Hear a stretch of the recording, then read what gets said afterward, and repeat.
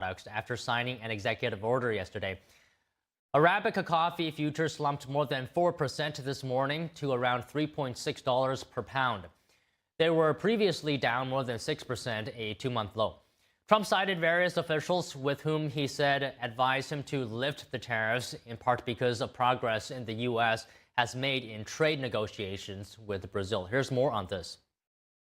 President Donald Trump on Thursday removed his 40% tariffs on Brazilian food products. That includes levies on beef, coffee, and fruits that were imposed in July. The order will affect Brazilian imports to the U.S. on or after November 13th and may also require a refund of duties collected on those goods while the tariffs were still being charged, according to the text of the order released by the White House. The move follows a similar order by the administration last Friday to remove tariffs on several agricultural products from other countries. Brazil has recently become an important supplier of beef to the U.S. and normally supplies a third of the coffee used in the country. Retail coffee prices in the U.S., the world's largest coffee drinker, rose as much as 40% this year due to the tariffs and other market factors. Brazil's President Luiz Inácio Lula da Silva welcomed the removal of the tariffs.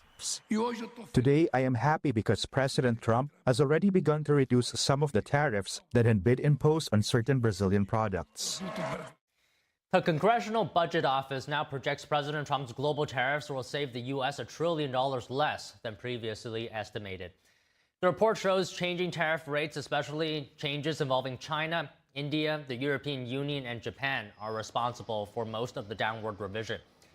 Even with the downgrade, the CBO says tariffs would still cut deficits by $2.5 trillion over 11 years and lower borrowing costs by another $500 billion.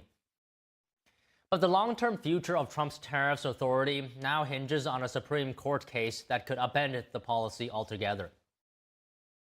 And in an effort to lower rising energy costs, the Trump administration plans to open up oil drilling off the coasts of several states. This comes as Republicans in Congress